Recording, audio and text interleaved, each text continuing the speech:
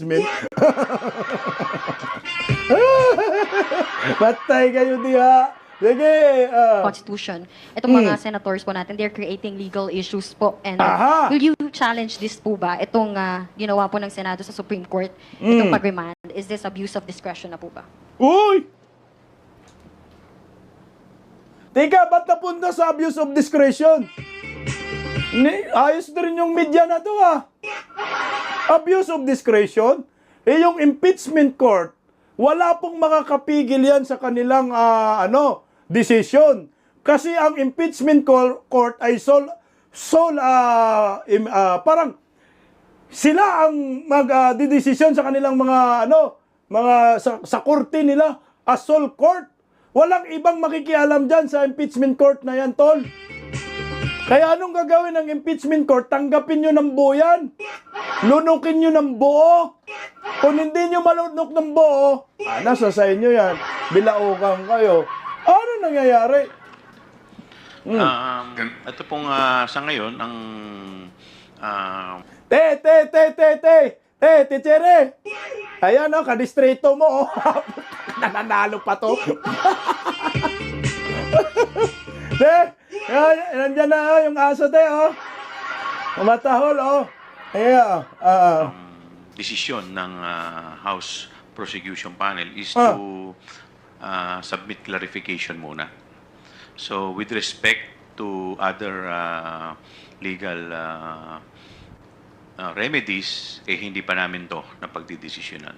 Puta, hingal na, tol. Tuloy natin si Chihuahua konti, mga 1 minuto lang. Kung Chua, you also mentioned kanina nagtataka kayo dun sa ginawa ng desisyon ng Senado at sila pa yung nagmosyon o mismong mga hurado. And you quote, sinabi nyo po, sila na yung parang nag-aabogado mismo kay VP Sara Duterte. How optimistic are you po na there will still be a fair and impartial trial? Teka lang, ako muna sasagot dyan. Anong nag-aabogado? Ang senador nag-aabogado sa kay Inday Sara Duterte? Hindi mo masasabi na nag-aabogado. Kasi nagkaroon sila ng debate. Paano mo masasabing nag-aabogado? Nagka-debate nga sila, nagsagutan. Natural, may dalawang mukha. May anti, may pro. May gusto, may ayaw. Hindi mo pwedeng nag-aabogado Kasi nga sila yung impeachment court, nag-convince sila kagabi, pinag-usapan yung naturang complaint, yan yung napagkasunduan nila. Ba't mo sasabihin nag-aabogado? Nag-aabogado dahil yung resulta ng botohan hindi pumapabor sa mga buhaya. Pumapabor kay Inday Sara. Kung pumapabor sa inyo yung resulta ng botohan, walang magsasabi na, sabihin kaya ninyo yan nag-aabogado ang mga senador kay Tambaluslos, pabor, kontra kay Inday Sara. Puta, tanggapin nyo yan. The Life of Twin, salamat sa pakulay. Walang nag-aabogado. Lahat sila dahil pantay-pantay. Nagre-respetuhan, kaso nga lang, after ng botohan, desisyon ng majority, pumabor kay Inday Sara. Wala kayong magawa dyan. Ang tanging gawin ninyo, sagutin nyo yung pinapasagot ng impeachment court sa inyo. Huwag ng daming dakdak, magsiiyakan pa kayo. Nga, tuloy. Nag-abogado daw. Yun po ay personal opinion ko. Hindi ko po alam kung ano yung opinion ng aking mga kasama. And in fact, nung aking rin pong personal na opinion, ito pong ginawa na pagbalik sa amin ng articles of impeachment ay sa aking paniniwala ay unconstitutional. Dahil wala namang... Abogado rin to? Siya pala ang nagsabi na nag-aabogado. So, pinalo-up lang ng reporter. Yung sinabi, may statement pala, itong si Chihuahua, na ang mga senador ay nag-aabogado kay Inday Sara. Tangingot nito. Si Chihuahua pala. Abogado din yan. Ba't ang bubo nila? Naman po ito. Excuse me. Wala naman po ito sa kanilang kapangyarihan. At ito po ay inaasahan natin na kung meron man mga motion na gagawin, ang gagawa po nito ay yung sa defense. Kaya yun po ay aking personal na opinion. Ang bobo mo kung gano'n. walang kapangyarihan. Diyan ka nagkamali, tol. Yung impeachment court, impeachment judge, yan ang makapangyarihan sa naturang reklamo, impeachment. Wala kang magagawa yan, prosecutor ka. Kung sa tingin nila, nag-convene na pag-usapan nila, may butas to. Hindi ho po pwedeng magtakil tayo ng ganito na may problema. Nagbutuhan eh. Hindi mo po pwedeng ibaliwala mo yung boses ng bumoto na 18 senador. Yan ang desisyon nila. Hindi mo po pwedeng pigilan yan. Walang kwenta yung impeachment court na yan kung hindi mo nire-respeto at hindi nyo susundin ang kanilang mga desisyon. Narinig nyo mga buhaya?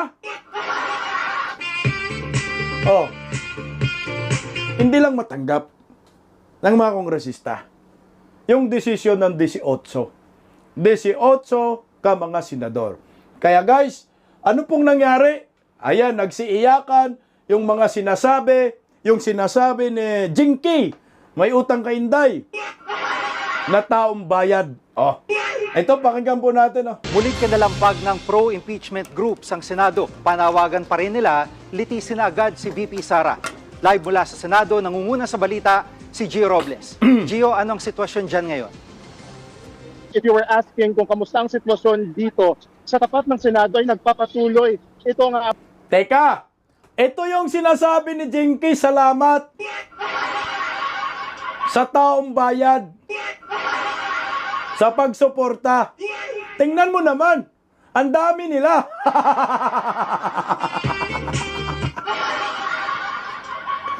Tingnan mo naman, hindi mahulog ang karayom. Yan pala yung taong bayad, Yawards. Tingnan mo yung watawat. Anong klaseng watawat yan? Tingnan mo nga kung taong bayad sila. Meron ba kayong... Tangina ba taong bayad akong taong bayad? Tangina. Mga taong bayad kasi mga bugok na yan, animal, oh. Tingnan nyo nga kung tunay itong taong bayan na ito. Meron ba silang watawat ng Pilipinas na dala? Kaninong watawat yan? Watawat ni Juma Season yan, patay na nga lang eh.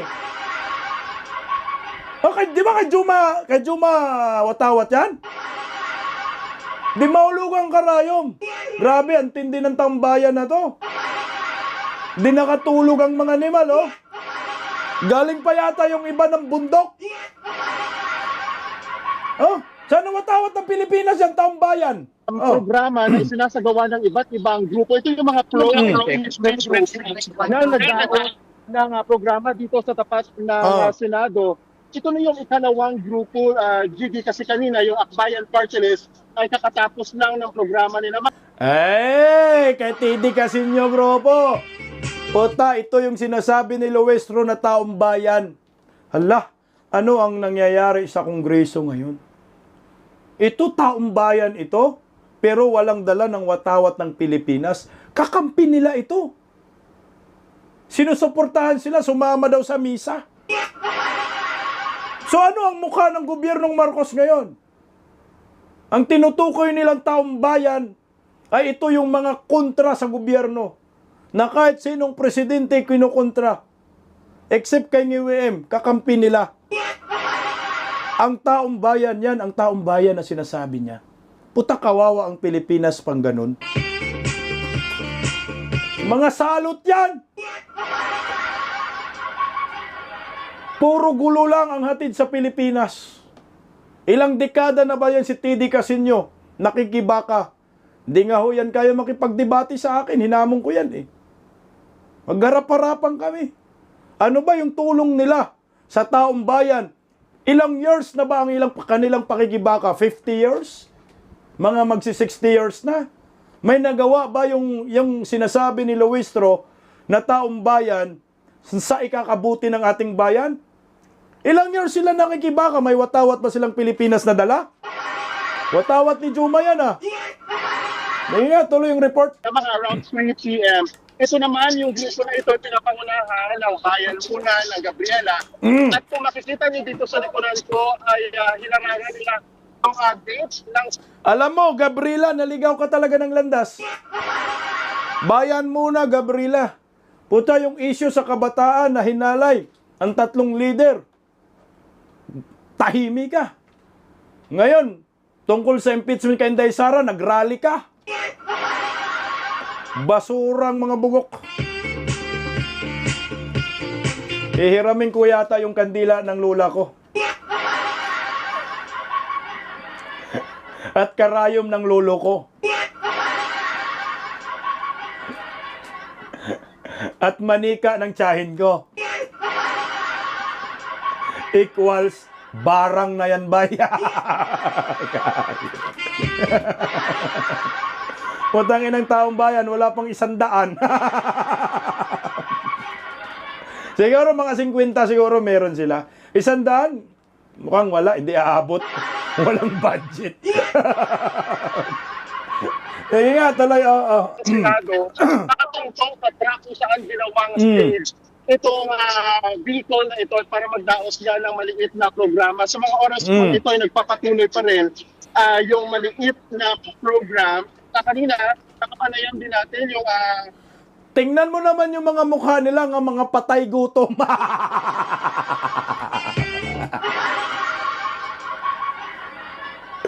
Mga patay gutom nasa labas ng Senado. Lala niya. iba't ibang grupo ngayong bayan party list sa si Percy Sendanya na tinawag niyang duwag. Itong mga senador na bumutong pabor na ibalik nga sa Kamara itong article of impeachment. Si Percy, yun ba yung kangiwi? Ayan. Di ba? Yan ba yung kongresistang ngiwi? Duwag daw ang 18 senador. Nakaduwag naman. Matapang kayo ang duwag dahil sumusunod kayo sa utos ni Tambaluslos. Ang 18 senador, yan ang mga matatapang. Hindi sila nagpapadala sa piking Panginoon na sinasabi ni Kung Pulong Duterte. Hindi sila nagpasindak sa markang buayang kongresista na ambisyosong Tambaluslos kahit daming dalang pera. Matapang yung 18. Iwan ko kay Pinono, baka tulog lang yun si Pinono eh. Baka tulog si Pinono, ba tahimik-tahimik lang na nagdidebate. Tapos nung nagbutuhan na, pagtingin ni Pinono, nalimpungatan, bakit may tumataas na kamay? Tumaas din si Pinono. Ayun, kasama siya sa bilang.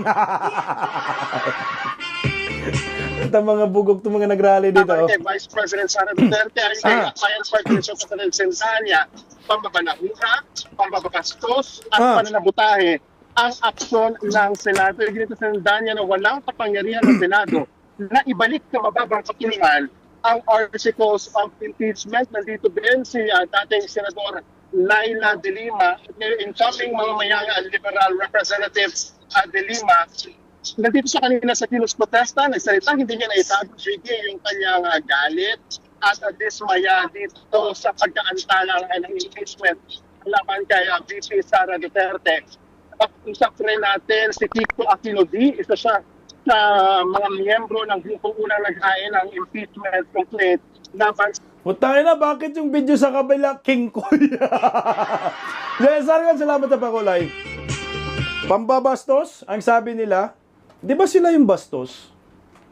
Nasa kalsada kayo, nasa labas. Ang issue of justice, yung ginagawa ninyo, yan ang pambabastos. Kayo ang bastos dahil hindi ninyo nire-respeto ang impeachment court. Hindi nyo matanggap ang desisyon. Kung ayaw nyo matanggap ang desisyon na yan, umalis kayo sa Pilipinas. Pumunta kayo sa leader. Ito naman isa, ML. Ang sabi niya, korte daw na may kababalaghan na ginawa.